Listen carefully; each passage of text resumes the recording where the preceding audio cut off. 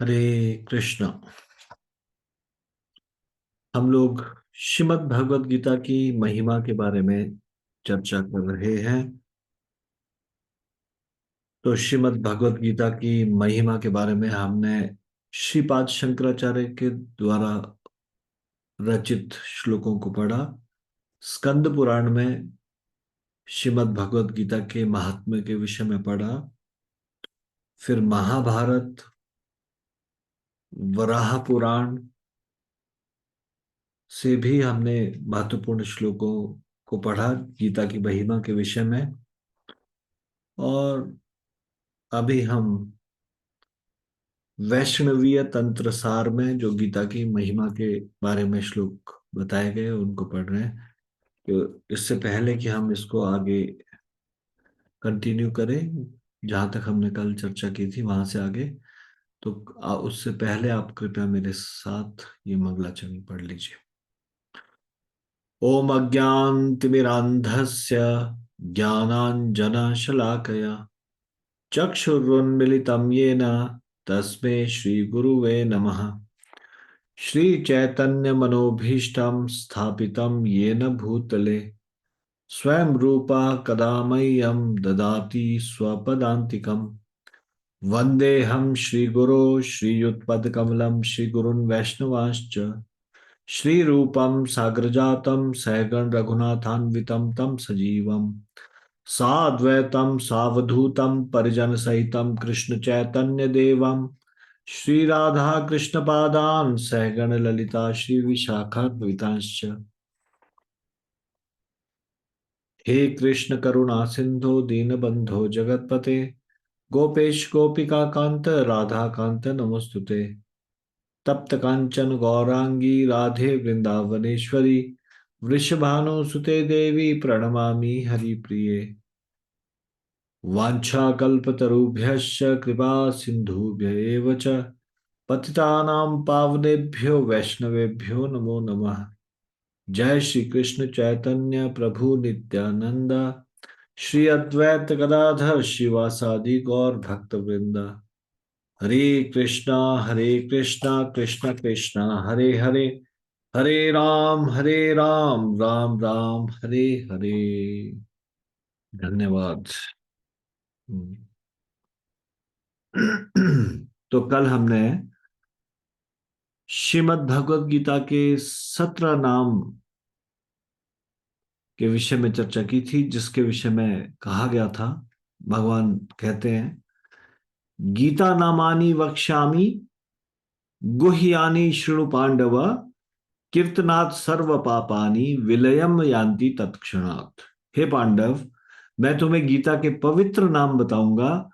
इन नामों का गायन करके मनुष्य त्वरित, त्वरित मतलब उसी समय, तत्काल, सभी पापों से मुक्त हो जाता है। अब ये सभी रहस्यमयी नाम सुनो। और फिर 2 श्लोकों में फिर ये 17 नाम बताए गए। और फिर उन नामों के बाद फिर से कहा गया, इत्येतानि जपे नित्यम, जो मनुष्य स्थिर चित्त होकर तथा नियमित रूप से नरो निश्चल मानसः ज्ञान सिद्धिम लभे नित्यम तथान्ते परमम पदम। तो जो स्थिर चित्त होकर नियमित रूप से गीता के इन पवित्र नामों का उच्चारण करता है, वह दिव्य ज्ञान में परिपूर्णता प्राप्त करता है और अंततः मेरा परम धाम प्राप्त करता है। तो ये 17 नाम सब लोगों ने कल उच्चारण किए थे। आज फिर से इनको एक बार उच्चारण करते हैं और फिर आगे बढ़ते हैं। हाँ, मैं आपसे फिर से अनुरोध करूंगा, सारे पापों से मुक्त होने के लिए तुरंत मुक्त हो जाते, भगवान ऐसे बता रहे हैं। ये 17 नामों का उच्चारण करो मेरे पीछे। हम्म? गंगा, गीता, सावित्री, सीता, सत्या, पतिव्रता, ब्रह्मावली, ब्रह्म विद्या, त्रिसंध्या, मुक्त गेहिनी, अर्धमात्रा, चिदानंदा, भवाग्नि, भ्रांति नाशिनी, वेदत्रयी, परानंदा, तत्वार्थ ज्ञान मंजिरी। तो ये है 17 नाम।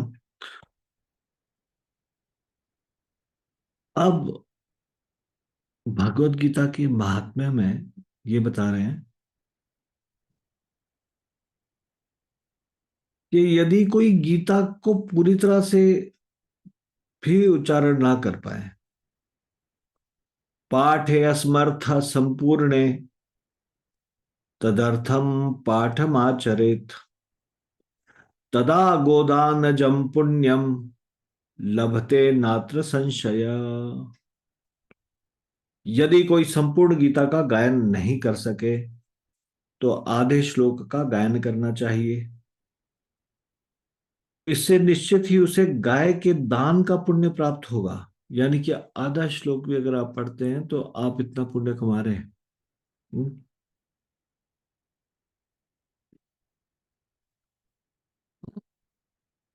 गाय के दान का पुण्य।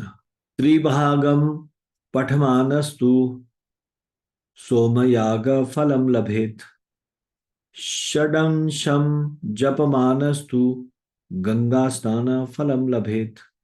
यदि कोई गीता का एक तृतीयांश श्लोक भी उच्चारण करता है तो उसे सोमयाग का फल प्राप्त होता है, तथा केवल एक षष्ठमांश श्लोक का उच्चारण मात्र करने से मनुष्य गंगा स्नान का पुण्य प्राप्त करता है। तृतीयांश मतलब 1/3, एक तिहाई। अगर एक तिहाई भी अगर पढ़ता है कोई तो भी सोमयाग का फल प्राप्त होता है। और षष्ठमांश मतलब तृतीयांश का भी आधा, यानी कि एक श्लोक का छठवां हिस्सा।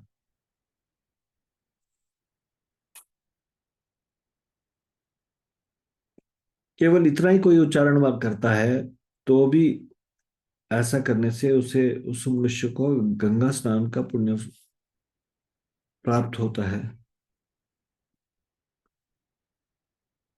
तथा अध्याय द्वयम नित्यम पठमानो निरंतरम इंद्रम लोकम वापनोति कल्पमेकम वसे ध्रुवम। जो नियम पूर्वक गीता के 2 अध्यायों का पठन करता है वह एक कल्प तक इंद्र के लोक में निवास करता है।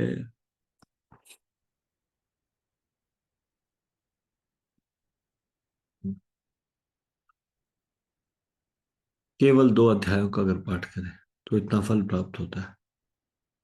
हम्म। एक कल्प तक इंद्र के लोक में वास का फल। एकम अध्यायम नित्यम पठते भक्ति संयुता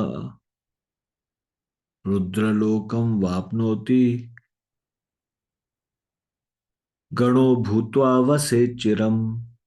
जो भक्ति पूर्वक तथा नियमित रूप से गीता के एक अध्याय का पठन करता है उसे अनगिनत समय तक शिवलोक में निवास करने तथा भगवान शिव के सानिध्य का सौभाग्य प्राप्त होता है।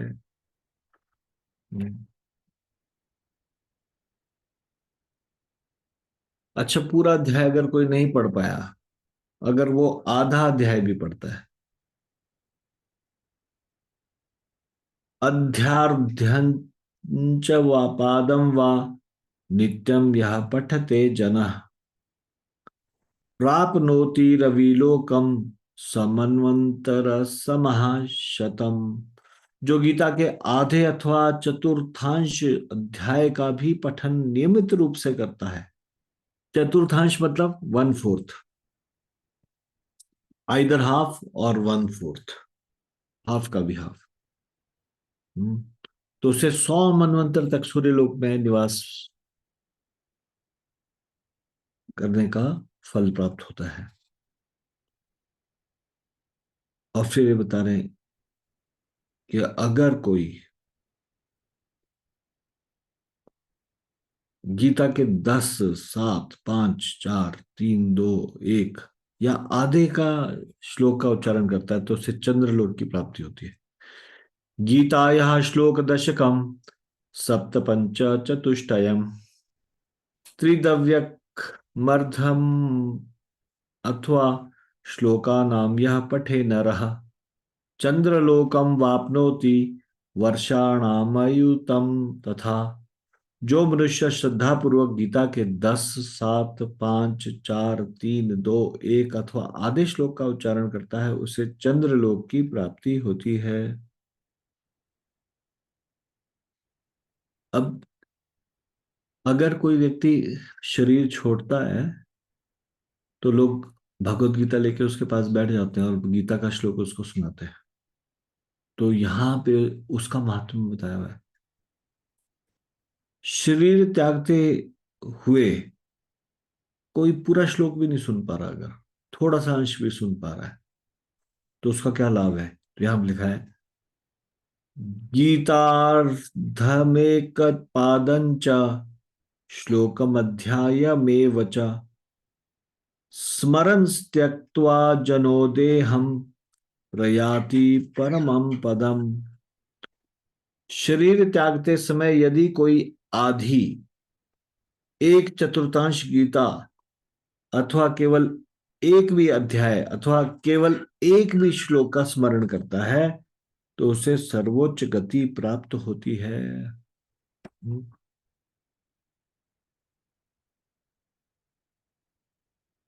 कुछ लोग घर में एकदम से लाल कपड़े में लपेट के रखते हैं भगवत गीता, कभी खोलेंगे नहीं, उसको पढ़ने का प्रयास नहीं करेंगे। यदि कभी घर का कोई बूढ़ा व्यक्ति शरीर छोड़ने की बारी आती है तो भगवत गीता लेके आएंगे, फिर उसको सुनाना शुरू करेंगे। तो प्रतिदिन यदि पाठ करते हैं तो उसका तो इतना बड़ा लाभ है। लेकिन अगर प्रतिदिन पाठ नहीं भी करते, अगर ऐसे ही भी करते हैं अगर कोई, हम्म,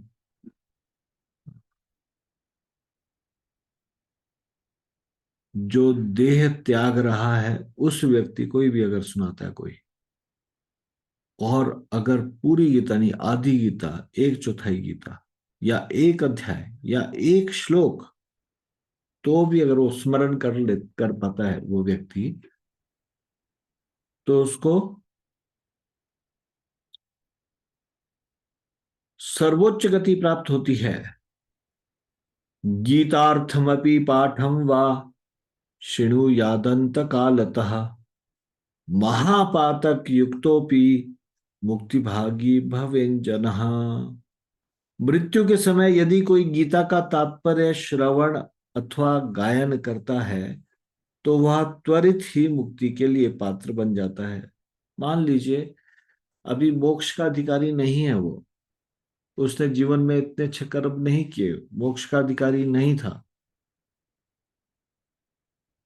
लेकिन मृत्यु के समय उसने गीता का श्रवण किया बहुत अच्छे से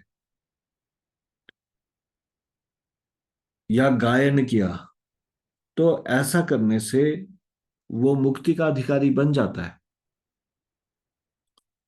गीता पुस्तक संयुक्त प्राणास्त्यक्त्वा प्रयाति यः स वैकुंठम वाप्नोति विष्णुना सह मोदते। यदि कोई मृत्यु के समय गीता के पवित्र ग्रंथ का स्पर्श करता है तो उसे वैकुंठ प्राप्ति होती है। और वह आनंद पूर्वक भगवान विष्णु का सानिध्य प्राप्त करता है। ठीक है, पढ़ने का तो मान लो स्थिति में है ही नहीं, और एकदम से कोमा में है या फिर किसी तरह से अचेत सी अवस्था में है और भगवत गीता को श्रवण भी नहीं कर पा रहा, पढ़ भी नहीं पा रहा, लेकिन उसके हाथ से स्पर्श हो जाए बस भगवत गीता का, भगवत गीता एक बार उसके हाथ में स्पर्श कर हो जाए, तो उसे वैकुंठ की प्राप्ति हो जाती है और वह आनंद पूर्वक भगवान विष्णु का सानिध्य प्राप्त करता है। कई बार हम पुस्तक वितरण के लिए जाते हैं और कई बार कुछ लोग जस्ट देखने के लिए एक हाथ में उठा लेते हैं, हाथ से छू लेते हैं भगवत गीता, तो उनको मालूम भी नहीं कि उन्होंने अनजाने में कितना पुण्य एकत्र कर लिया केवल गीता जी को आदर पूर्वक छूने से। आदर पूर्वक छूने मात्र से। तो भगवान, ये भगवत गीता ग्रंथ का स्पर्श करना भी कितना लाभदायक है। इसलिए भक्त लोग भी एकदम, भक्त लोगों ने ठान लिया कि सब लोगों का उद्धार करने ही करना है। तो कृष्ण भक्त बड़ो चतुर, भगवान कृष्ण के भक्त है वो बहुत चतुर होते हैं, तो वो भगवत गीता को सीधा उनके हाथ में पकड़ा देते हैं। कृपया आप 1 मिनट के लिए देखिए। और उसके बाद नॉर्मली एक टेंडेंसी स्वभाव होता है, कोई हमें हमारी तरफ कोई चीज को आगे बढ़ा के दे तो हमको नहीं भी लेनी, उसको एक बार तो पकड़ ही लेंगे, और पकड़ के लेंगे फिर वापस भी दे देंगे, नहीं नहीं मुझे नहीं चाहिए, मुझे नहीं चाहिए।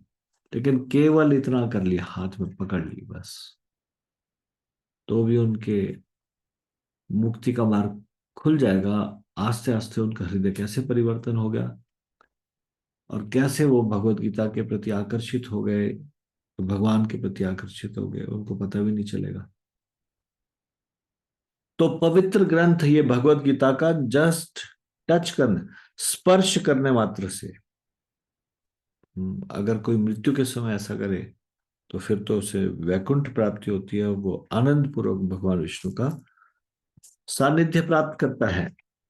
कितना अच्छा श्लोक है ना ये, कितना महत्वपूर्ण। छूने मात्र से कितना लाभ है, फिर उसके आगे बताया गया।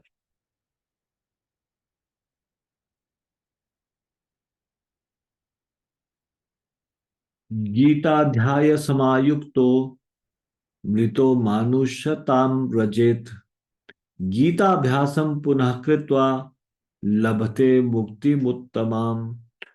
जो गीता का केवल एक ही अध्याय पढ़ता है उसे मृत्यु के उपरांत मनुष्य जन्म प्राप्त होता है। तत्पश्चात वह संपूर्ण गीता का अध्ययन कर सर्वोच्च मुक्ति प्राप्त कर सकता है।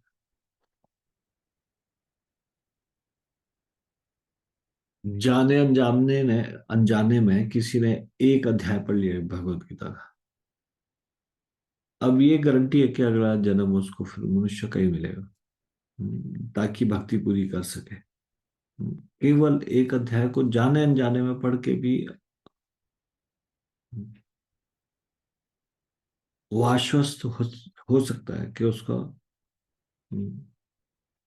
मृत्यु के उपरांत मनुष्य का जन्म प्राप्त होगा। अब मान लीजिए भगवत गीता है ही नहीं वहां पे, किसी का मृत्यु का समय आ गया और वो घर में ढूंढ रहे हैं, गीता ही नहीं है, भगवत गीता है ही नहीं, तो उसको हाथ में टच कैसे करवाना, उससे बुलवाना है, उसको किस प्रकार से भगवत गीता सुनाना। तो अगर कोई, यहाँ पे बताया जा रहा है, गीते त्युचार संयुक्तो म्रियमाणो गतिम लभेत, जो मृत्यु के समय गीता इस शब्द का उच्चारण करता है वह जीवन की पूर्णता प्राप्त करता है। और कुछ नहीं, गीता है नहीं तो बस मुख से उच्चारण करवाए उसे एक बार, गीता, गीता, इस प्रकार से वो मुंह से बोल दे गीता, तो भी उसका उदाहरण संभव है। यद यद कर्म व सर्वत्र गीता पाठ प्रकृतिमत तत् तत् कर्म च निर्दोषम भूत्वा पूर्णत्वमाप्नुयात्। गीता का गायन करते हुए किए गए सभी कार्य शुद्ध तथा यशस्वी होते हैं। पितृनुद्दिश्य यह श्राद्धे गीता पाठम करोति ही संतुष्टा पितरस्तस्य निर्याद्यन्ति स्वर्गतिम।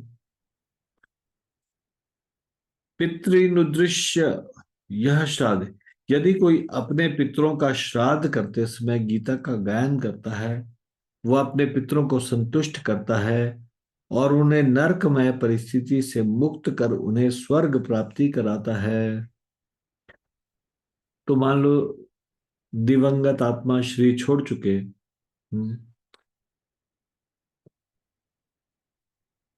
और अब उनके श्राद्ध के समय में कोई गीता का गायन कर रहा है, तो सारे के सारे पितर संतुष्ट हो जाते हैं। जिन्होंने शरीर छोड़ा उनकी सदगति हो जाती है, नरक में परिस्थिति से मुक्त हो जाते हैं, अगर मान लो वो ज्यादा भक्ति नहीं भी कर पाए। हम्म। और श्राद्ध करते हुए उनका पुत्र या उनके पौत्र अगर कोई भगवत गीता पढ़ लेते हैं,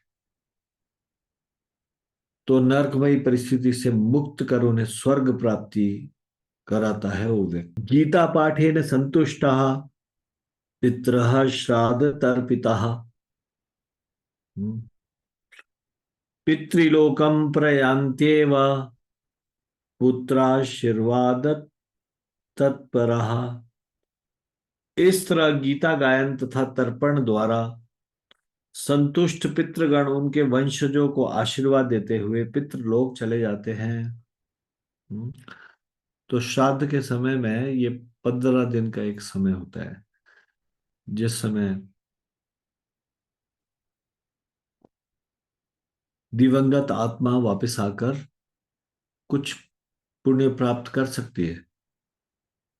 हाँ, जहां पे भी उनका श्राद्ध हो रहा है वहां पे। तो यदि कोई गीता गायन करता है श्राद्ध करते हुए,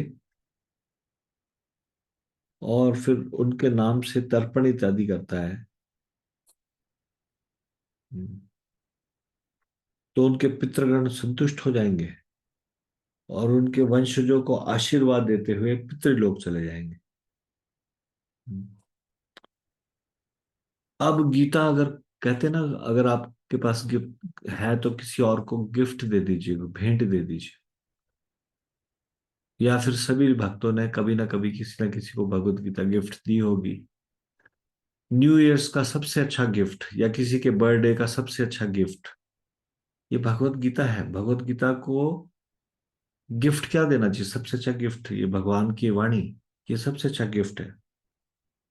तो यहां पे बताया गया है गीता पुस्तक दानंच, अगर कोई गीता पुस्तक को दान में देता है, गीता पुस्तक दानंच धेनुपुच्छ समन्विता समन्वितम कृत्वा तद्दिने सम्यक कृतार्थो जायते जनः। जो कोई एक चामर सहित गीता के ग्रंथ की भेंट किसी को करता है, तो उसके सभी प्रयास सफल होते हैं। सभी प्रयास सफल होते हैं मतलब आध्यात्मिक प्रयास उसके सारे सफल होते हैं। पुस्तकम हेम संयुक्तम गीता यह प्रकरोति यह दत्वा विप्राय विदुषे जायते ना पुनर्भवम। जो कोई स्वर्ण गीता के ग्रंथ का दान किसी ब्राह्मण को करता है, वह पुनः इस भौतिक जगत में जन्म नहीं लेता। हम्म।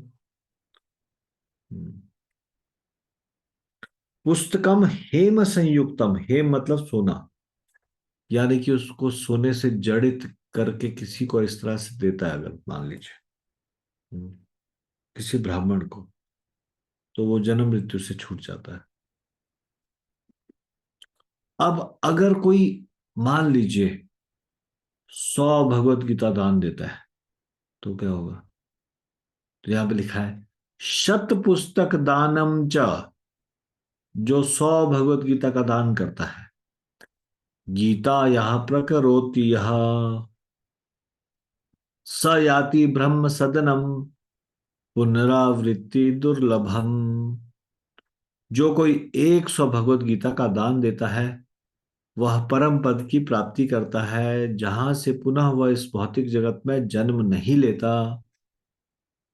मतलब भगवत धाम की प्राप्ति करता है, भगवान के धाम चला जाता है और फिर वो इस जगत में दोबारा जन्म नहीं लेता। गीता दान प्रभावेन सप्तकल्पमिताः समः विष्णु लोकम वाप्यन्ते विष्णुना सह मोदते। गीता के दान के प्रभाव से मनुष्य 7 कल्पों तक भगवान विष्णु के लोक में निवास करता है। किसके बल पे? गीता को दान करने के बल पे। उसने भगवत गीता का दान किसी को किया, किसी जरूरतमंद व्यक्ति को प्रदान की, किसी नीडी व्यक्ति को दिया भगवत गीता। तो ऐसा करने से 7 कल्पों तक भगवान विष्णु के लोक में निवास करता है, जहां वो आनंद पूर्वक भगवान विष्णु के सानिध्य में रहता है। सम्यक श्रुत्वा च गीतार्थ पुस्तकम यह प्रदापयेत तस्मै प्रीता श्री भगवान ददाति मानसे सेप्सितम। जो मनुष्य ध्यान पूर्वक गीता का श्रवण करके उस ग्रंथ का किसी ब्राह्मण को दान करता है तो उससे भगवान विष्णु प्रसन्न होते हैं तथा वे उसकी सभी मनोकामनाएं पूर्ण करते हैं। यानी कि केवल दान खुद से कभी पढ़े नहीं, ऐसा नहीं। मतलब ध्यान पूर्वक गीता को श्रवण करके फिर उस ग्रंथ का किसी ब्राह्मण को जो दान करता है तो फिर भगवान विष्णु बहुत प्रसन्न हो जाते हैं और उसकी सभी मनोकामनाएं पूर्ण हो जाती है। अगर कोई व्यक्ति मनुष्य का जन्म लेके भी गीता का कभी उसने श्रवण नहीं किया, कभी गायन नहीं किया, मतलब गीता को कभी पढ़ा ही नहीं और गीता को कभी सुना ही नहीं, श्रवण भी नहीं किया, तो फिर उस व्यक्ति को क्या समझना चाहिए? ये समझना चाहिए कि उस अमृत को छोड़कर विष पान कर रहा है। हाँ? देहगम मानुषम आश्रित्य चातुर्वर्णेषु भारत न शृणोति न पठति गीताम अमृत रूपिणीम हस्त हस्तात्यक्त्वामृतम प्राप्तम स नरो विषमश्नुते। जो व्यक्ति गीता का श्रवण तथा गायन नहीं करता वह मानो अमृत को छोड़कर विष का ही पान कर रहा हो।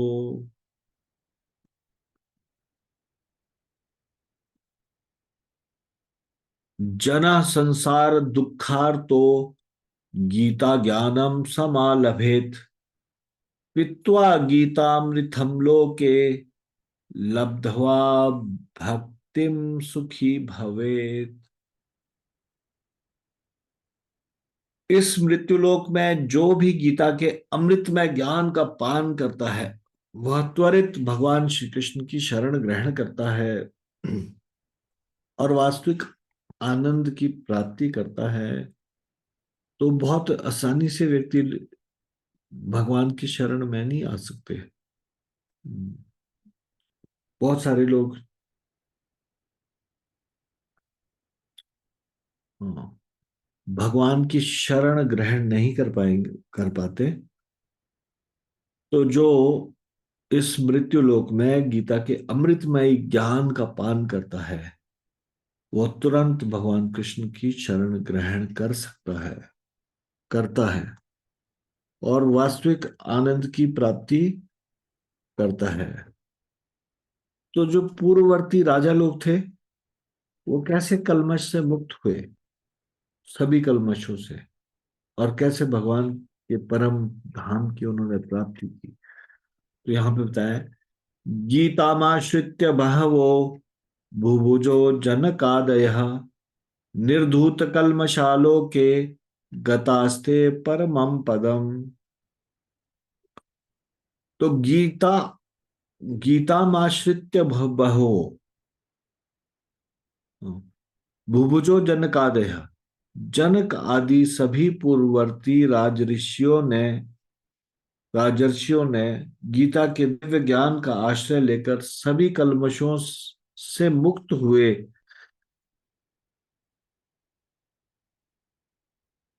तथा भगवान के परम धाम की प्राप्ति की।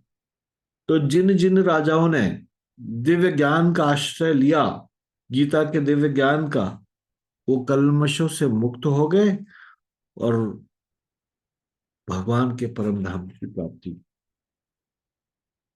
गीतासु न विशेषोस्ति जनेषु चावचेषु च ज्ञानेष्वेव समग्रेषु समा ब्रह्म स्वरूपिणी।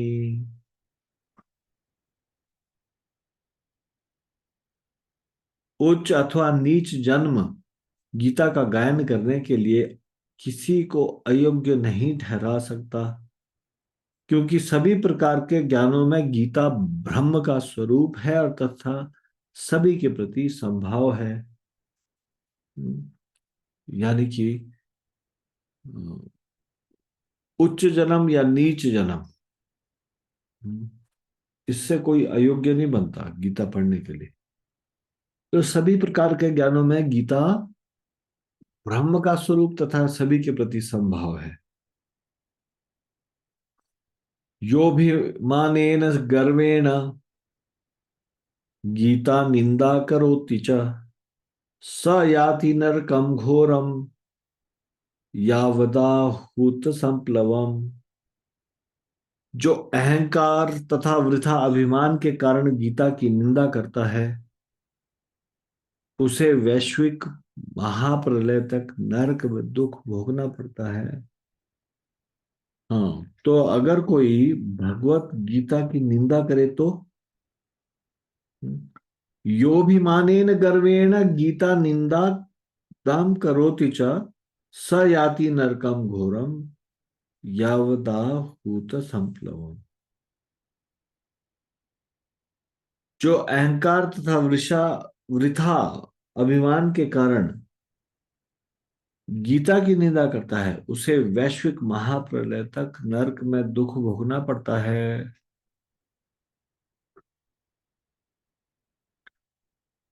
अहंकारेण मूढ़ात्मा गीतार्थ नैव मन्यते कुंभिपाकेषु पच्येत यावत् कल्पक्षयोद्भवेत्।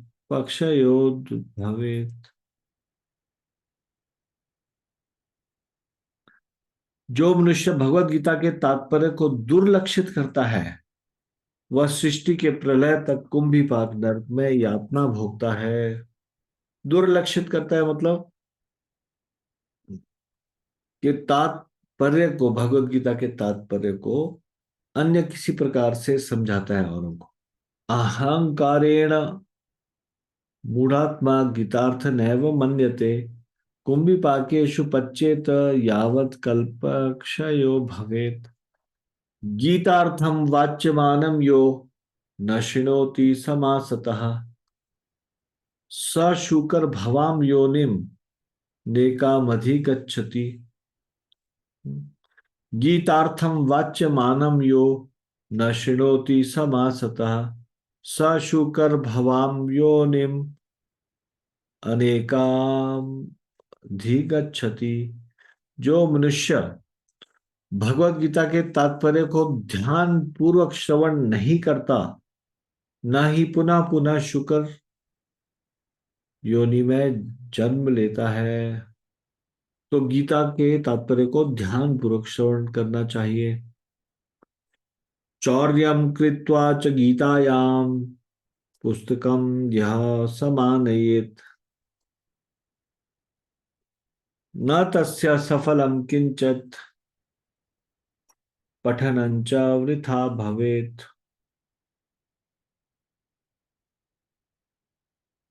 तो जो गीता का ग्रंथ चौर्य कर्म के माध्यम से प्राप्त करता है, वह अपने सभी प्रयत्नों में असफल रहता है तथा उसके द्वारा किया गया गीता का पठन भी व्यर्थ होता है। हम्म, मतलब कहीं से गीता को चुराया और चोरी से फिर गीता का के ग्रंथ को प्राप्त किया। तो उसके द्वारा किया गया गीता का पाठ व्यर्थ रहता है और वो अपने सभी प्रयत्नों में असफल रहता है।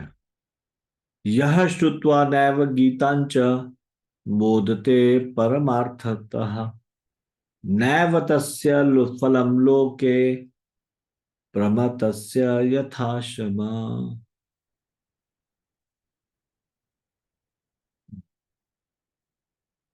अनुवाद: जो मनुष्य गीता श्रवण करने के उपरांत भी दिव्य आनंद का अनुभव नहीं करता, उसका जीवन व्यर्थ ही है। जैसे किसी भ्रमित मनुष्य द्वारा किया गया श्रम। गीतां श्रुत्वा हिरण्यं च भोज्यं पटटाम्बरं तथा निवेदयेत् प्रदानार्थं प्रीतये परमात्मनः। गीता श्रवण के बाद मनुष्य ने भगवान की प्रसन्नता के लिए वैष्णव ब्राह्मण को सुवर्ण धान्य तथा रेशमी वस्त्रों का दान करना चाहिए।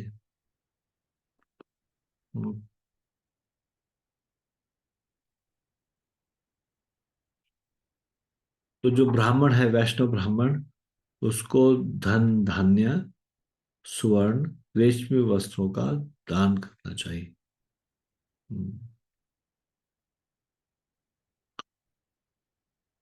वाचकम पूजयेद भक्त्या द्रव्य वस्त्राद द्रव्यद वस्त्राद युपस्करे अनेकेर बहुधा प्रीत्या तुष्यताम भगवान हरि। श्री भगवान की प्रसन्नता के लिए गीता पाठक को भक्ति पूर्वक वस्त्र तथा अन्य पूजन योग्य भेंटे प्रदान पूज्य योग्य पूजन योग्य वस्तुएं दान दे।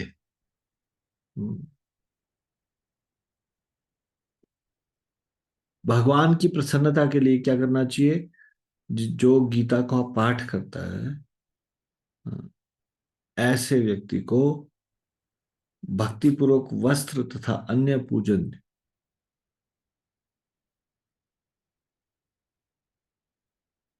पूजन योग्य वस्तुएं दान दे। फिर सूत उवाच,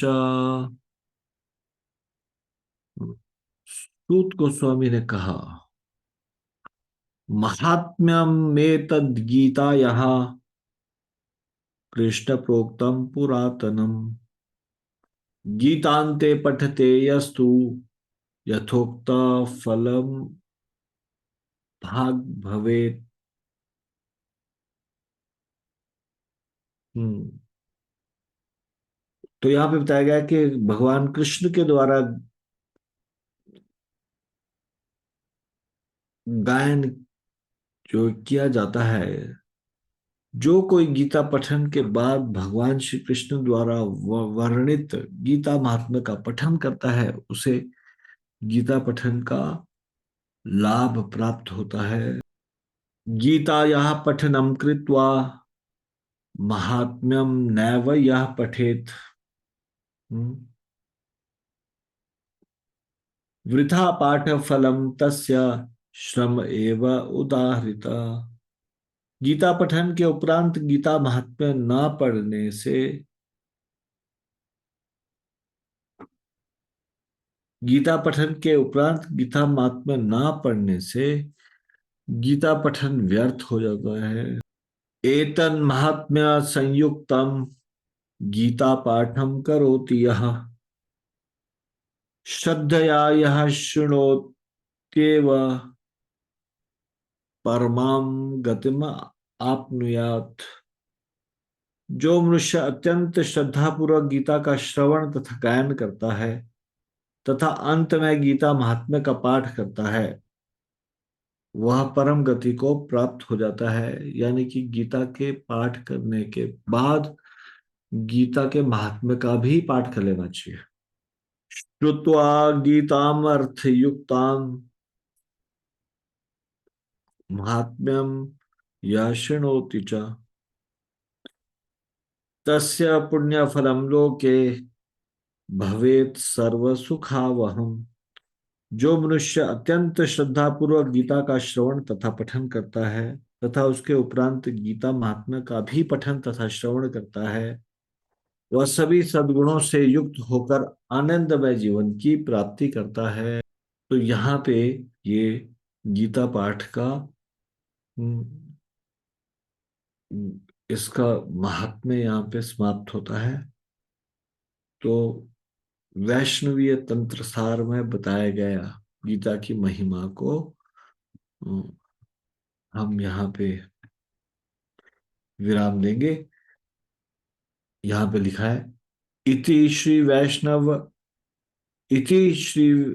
वैष्णवीय तंत्र सारे श्रीमद् भगवद गीता महात्म्यम संपूर्ण। इस प्रकार वैष्णव तंत्र सार गीता महात्म्य संपूर्ण है। तो अब जो बचता है वो बचता है हरि भक्ति विलास का गीता महात्म्य। हरि भक्ति विलास में बहुत कम श्लोकों में बताया गया है। हाँ, तो ये छठा अध्याय भी आज शुरू हम करते हैं। गीता महात्म्य हरि भक्ति विलास। हरि भक्ति विलास में ये श्लोक बताया गया है। गीताध्यायम पठेद्यस्तु श्लोकम श्लोकार्थमेव वा भव पाप विनिर्मुक्तो याति विष्णु परम पदम। तो जो प्रतिदिन गीता का एक अथवा एक श्लोक अथवा आधा श्लोक भी पढ़ता है, वह सभी पापों से मुक्त हो भगवत धाम की प्राप्ति करता है। प्रतिदिन विदाउट फेल, अगर आप कोई नियम से अगर इस प्रकार से पढ़ता है, उसके बाद ये तीन श्लोकों को एक साथ पढ़ेंगे। यो नित्यम विश्वरूपाख्यम ध्यायम पठति द्विजा विभूतिम देव देवस्य तस्य पुण्यम वदाम्यहम्। वैदेर्धीतैर्यत् पुण्यम सेति हासे पुरातने श्लोके नैकेत ततः पुण्यम लभते नात संशय। आब्रह्मस्तंभ पर्यंतम जगत तृप्तिम करोति सः विश्वरूपम सदाध्यायम विभूतिं च पठेतु यः। जो द्विज यानी कि ब्राह्मण भगवत गीता के श्री हरि का विश्व रूप नामक एकादश अध्याय एवं विभूति योग नामक दशम अध्याय का पाठ नित्य करते हैं, मैं उनके पुण्य की कथा कहता हूं। सभी वेद इतिहास तथा पुराणों का अध्ययन करने के उपरांत जो फल प्राप्त होता है वह गीता के केवल एक श्लोक का अध्ययन करने से प्राप्त हो जाता है। जो मनुष्य गीता के विश्व रूप दर्शन योग तथा विभूति योग इन अध्यायों का नियमित अध्ययन करता है, वह संपूर्ण जगत को तृप्त करता है। अहन्य हनीयो मर्त्यो गीताध्याय पठेतु वे द्वात्रिंशत् परधास्तु क्षमते तस्य केशवः। जो व्यक्ति प्रत्यह गीताध्याय पाठ करते हैं, भगवान केशव उनके द्वात्रिंशाद्विध यानी कि 32 अपराध क्षमा कर देते हैं। तो 32 अपराध होते हैं ना भगवान की सेवा में, सेवा अपराध। तो प्रतिदिन गीता का अध्याय पाठ करने वाले को ये उनके ये 32 अपराध समाप्त हो जाते हैं। लिखित्वा वैष्णवानांच गीता शास्त्र प्रयच्छति, दिने दिने च यजते हरिम चात्र न संशय। जो गीता के ग्रंथ का लेखन कर उसे किसी वैष्णव को भेंट कर देता है, वह भगवान विष्णु का प्रतिदिन पूजन करने का फल प्राप्त करता है। चतुर्णावे चतुर्णामेव वेदानां सारमुद्धृत्य विष्णुना त्रैलोक्य स्योपकाराय गीता शास्त्रम प्रकाशितः। भगवान श्री विष्णु ने जगत के कल्याण के लिए समस्त वेद शास्त्रों का सार गीता में प्रस्तुत किया है। भारतामृत सर्वस्वम विष्णुर्वक्ताद्विनिश्रितम, गीता गंगादो कंपित्वा पुनर्जन्म न विद्यते। भक्ति सुधा का सार श्री विष्णु मुख पद्म विनिश्रित गीता रूप गंगोदक पान करने पर पुनर्जन्म नहीं होता। यानी कि भगवान के मुख से निकले हुए इस अमृत, कौन सा अमृत? गीता रूप का गंगोदक। भक्ति सुधा का सार श्री विष्णु मुख पद्म विनिश्रित गीता रूप गंगोदक पान करने पर पुनर्जन्म नहीं होता। धर्मम चार्थं च कामं च मोक्षं चापिच्छता सदा, श्रोतव्या पठनीया च गीता कृष्ण मुखोद्गता। जो मनुष्य धर्म अर्थ काम तथा मोक्ष चाहता है, वह प्रतिदिन श्री कृष्ण मुख विनिर्गता गीता का श्रवण तथा अध्ययन करें। यह हरि भक्ति विलास में बताया गया है। और फिर इस अध्याय का आखिरी श्लोक, इसमें ये बताया गया, श्रीपाद शंकराचार्य कृत भगवत गीता किंचिदधिता गंगा जल्लवकिणी का पिता, सकृदपि ये न मुरारी समर्चा, क्रियते तस्य यमेन न चर्चा। यदि कोई मनुष्य एक बूंद भी गंगा जल पीता है, गीता का थोड़ा सा भी अध्ययन करता है और भगवान मुरारी की कुछ ही क्षण के लिए भी हृदय पूर्वक अर्चना करता है, उस मनुष्य की चर्चा कभी भी यमराज द्वारा नहीं की जाती, अर्थात ऐसे मनुष्य को कभी भी नरक नहीं जाना पड़ता। तो इसको हम अभी यहीं पे ही समाप्त करेंगे। श्रीमद् भगवत गीता की जय। गीता महात्म्य की जय। शिल प्रभुपाद की जय। निताई गौर प्रेमानंदे। हरि हरि बोल।